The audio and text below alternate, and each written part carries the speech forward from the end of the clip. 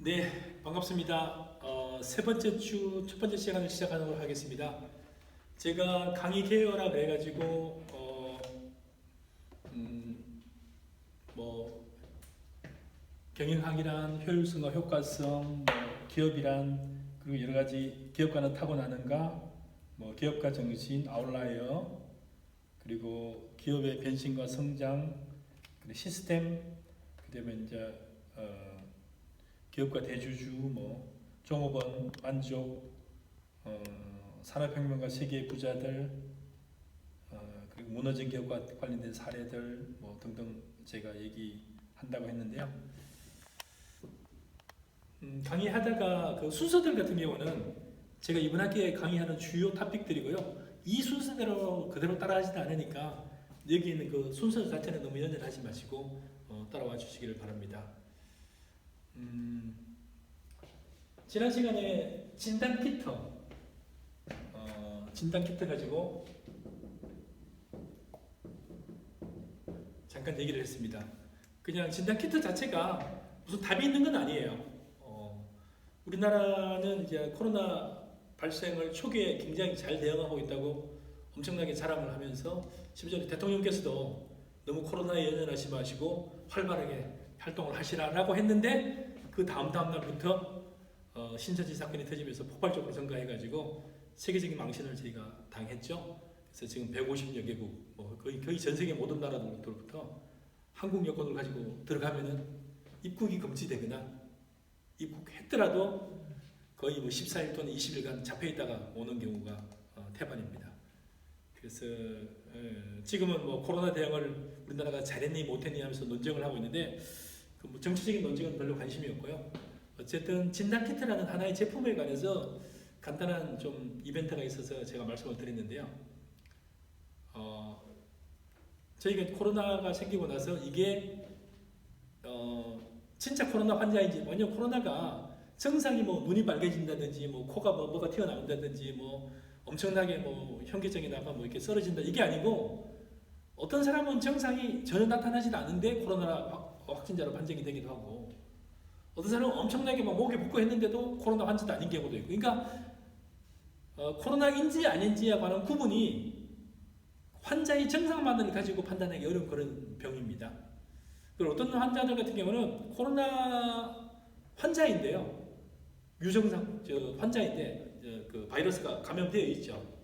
본인은 전혀 느낌이 없는데 그걸 다른 사람한테 전파를 했는데 그분은 어마어마하게 또 쓰러져서 죽기도 하고 이런 거죠. 제가 아무런 증상이 없어 나는 괜찮겠지 하고 우리 요양원에 가서 어르신을 만나서 봉사를 했는데 저한테 묻은 코로나 바이러스가 그 어르신한테 감염돼서 그 어르신은 그걸로 인해서 목숨을 잃을 수도 있고 나는 그리고 나서 금방 치유됐어요. 코로나 바이러스도 없어. 그래서 그런 경우도 생길 정도로 굉장히 애매한 이슈가 되어 있는데요. 진단키트 같은 거라든지 의약제품이라든지 이런 것들은 크게 두세 가지 이슈들이 있습니다. 첫 번째는 진짜 그게 연구의 진실성이죠. 진짜 그 약이 그런 효과가 있느냐, 또는 진짜 그 약이 그런 효과가 있을 가능성이 있느냐. 암 치료제 같은 경우도 마찬가지예요. 여러분이 만약에 이제 암 사기예요. 그리고 한 3개월 뒤에 죽는다 그래요. 새로운 약이 나왔어요. 근데 그건 아직 완전히 테스트는 안 돼 있고 부분적으로 효과가 있기도 하고 없기도 하고 부작용이 나타나기도 하고 아직 실험 중이에요. 그럼 그 약이 여러분의 암을 제가 위암이다 칩시다. 제 위암을 치료할 수도 있고 못하고 죽을 수도 있어요. 위암 사기는 거의 포기하는 상태잖아요. 그리고 3개월이면 내가 죽는데요. 그럼 그 약을 여러분이 쓸 거예요, 안 쓸 거예요? 첫 번째 하나. 그 약을 공짜로 준다고 그랬을 때와 그 약을 한 번 쓰는데 4억이에요. 여러분 재산이 40억인데 한 번 쓰는데 4억이에요. 그런데 만약에 그 약을 10번 정도 쓰면은 내가 암이 나을 수도 있고 내가 죽을 수도 있어요. 여러분이라면 그러한 항암약을 써볼 거예요? 안 쓸 거예요?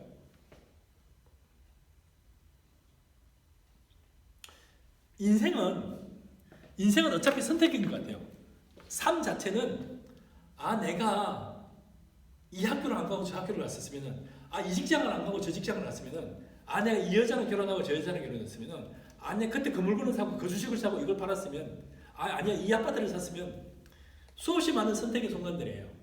이 사례에서 여러분은 어떤 선택을 할까요? 여러분 위암 사기예요. 위암의 특효 약이라고 개발된 약이 있는데 아직 실험 단계예요. 어떤 사람에는 효과가 있어가지고 완치를 되기도 하고 어떤 사람은 아무런 효과가 없기도 해요. 퍼센트도 다양해요. 어떤 사람은 100% 나왔다 그러고 어떤 사람은 아무런 효과가 없다 그래요. 나머지 모든 약은 없고 딱 주어진 약이 딱 한 가지 있다고 해요. 한 번 그 약을 처방하는데 4억이라고 했을 때 여러분이 돈을 40억을 가지고 있어요. 이제 얼마 있으면 3, 4개월 뒤에는 40억이 누가 가질지 모르지만 여러분 이제 만약에 이제 안 쓰고 죽으면 40억이 남겨놓은 상태로 죽겠죠.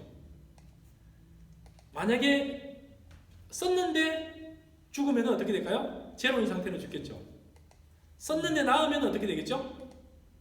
살아있는데 나는 뭐든지 다 먹을 수 있어. 근데 먹을 게 아무것도 없어. 이 세 가지 선택 중에서 어떤 선택할까요? 우선 두 가지 선택. 약을 쓸 건가요? 안 쓸 건가요?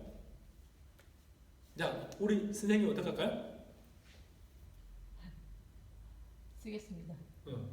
그러면 썼어요. 첫 번째 선택의 순간은 약을 4억짜리 한 번에 1회에 4억짜리를 쓸 건가 안 쓸 건가. 두 번째는 뭐냐면은 그 결과가 효과가 있을까 없을까요? 그거는 결과죠, 그죠? 그래서 많은 사람들은 자녀들이 좀 여러 명 있거나 연로한 부모님들이 있거나 하면은 그래 내가 썼다가 40억만 날리고 그냥 효과가 없이 죽으면은 남은 사람들이 나를 너무 정오하지 않을까? 이래가지고 안 쓰기도 하겠고. 이건 뭐예요? 그럴 수도 있겠죠. 우리나라는 사실은 의학 수준이 의료약 제조 같은 경우는 굉장히 약한데 암 치료 그 비율은 어마어마하게 높아요. 왜 그러냐면은 유럽이나 뭐 다른 나라들 같은 경우는 암 수술 자체도 비용도 엄청나게 비싸고 그리고 이 암 3기입니다. 당신이 1년 정도 삽니다 하면은 그냥 알았습니다만 80살이다 그러면 알았습니다 하고 그냥 남은 기간을 받아들이면서 그냥 그 웰다잉이라고 해요. 죽는데 잘 죽는데 나름대로 명예롭게 죽는데 굉장히 치중을 해요. 근데 우리는 어떻게 하냐면은 병원에서 우선 권해요. 병원을 가장 많이 버는 기간이 뭐냐면은 연로하신 분들이 마지막 몇 년 동안에 근체산에 대부분을 쓰고 들어가세요. 아니 나이 들면 어차피 퇴행성이라 그래가지고 관절부터 시작해 여기저기 다 아프잖아요. 아니 위를 벌써 90년 썼는데 이거 치아를 벌써 80년 90년 썼는데 우리는 다 뭐예요? 그냥 웬만하면 수술을 하시세요. 아니 나이 90살에 암 3기도 수술하자 그래요. 하고 나서 얼마나 더 살아요? 하고 나서 뭐 완전하게 3년 살 수도 있고 수술하다 죽을 수도 있고 등등 다양한 옵션이 있는데 우리나라는 굉장히 수술을 하는 그런 편이에요. 그래서 의학과 관련돼서도 진실성 부분은 우리나라의 그 의료진들의 진실성, 환자의 진실성이 다 겹치는데요. 의료진들 같은 경우에 굉장히 딜레마가 있어요. 특히 큰 병원 같은 경우에 월급이 어디에 태그가 되어 있냐면요. 어디랑 같이 연결이 되어 있냐면은 이 의사분이 벌어들이는 수익에 연계되어 있대요. 그리고 가능하면 수술하지 마십시오 하면 어떻게 될까요? 내가 받아들이는 월급이 거의 기본급밖에 안 되는 거예요. 그럼 웬만하면 수술하시죠. 그래가지고 수술을 잔뜩 해요. 그럼 어떻게 되는 거죠? 의사의 월급이 엄청 높은 거예요. 그러니까 특급 의사의 그 클래시피케이션이 어떻게 되는 거죠? 수술을 가능한 많이 권해가지고 수술을 많이 성공시키는 게 특히 성공률도 높으면서 많이 하는 걸 굉장히 좋아요. 그럼 뭘로 소문나는 거죠? 명의로 소문나는 거고 굉장히 수술 많이 해요. 수술 많이 하다 보니까 우리나라는 실제로 외국에서는 거의 수술을 안 하는 것들도 수술을 하고 이러는 거. 특히나 이제 최근에 이 갑상선암인가요? 외국에는 암으로 취급도 잘 안 한대요. 근데 우리는 굉장히 발견해가지고 웬만하면 수술하는 쪽으로. 그래서 갑상선 암 수술에 환자가 엄청나게 우리나라 많은 걸로 나오고요. 수술도 엄청나게 많게 나오고요. 수술의 성공률도 엄청나게 많게 나와요. 그러면 진실성은 뭐예요? 애매한 거죠. 그래서 그 진실성과 관련된 부분이 있고요. 진단키트 같은 경우도 논란이 많은 거예요. 그래서 미국이 한국의 진단키트는 안 쓰겠다 이렇게 받아들였는데 그 이후에 뭐 오는 그 들리는 뉴스는 이 의회에서 이 진단키트를 안 쓰겠다 하는 그런 진단키트는 우리나라가 쓰고 있는 진단키트 방식이 아니고 우리나라가 지금 쓰고 있는 진단키트는 뭐 PCR이나 다른 방식이어가지고 거절을 당한 그거하고는 관계없는 의료 기술이라고 하고 그 다음에 지금 우리가 미국에서 거절했던 그 진단키트 같은 경우는 외국에 지금 수출도 하기도 하고 심지어 이란 같은 나라는 이걸 달라고 우리나라가 그 외교부를 통해 가지고 엄청나게 로비도 하고 있는데 우리나라가 이란하고 지금 수출이 금지되어 있잖아요. 미국. 그다음에 이제 세컨다리라 그래가지고 수출하는데 자금 지원하는 기업들 그 금융기관도 제재를 받기 때문에 이란 같이 필요한 나라에서는 거의 뭐 우리나라 진단키트 어마어마하게 갈구를 하는데 못 받기도 하고.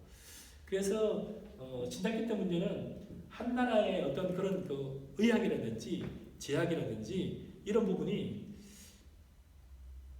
옳은 거는 옳은 거고 그런 거는 그러게 이렇게 흑백으로 나눌 수 있는 건지 굉장히 좀 이렇게 애매한 라인들이 있어요. 이거는 제가 잠시 후에 황우석 사태를 잠깐 보면서 여러분들하고 좀 얘기를 하도록 할게요.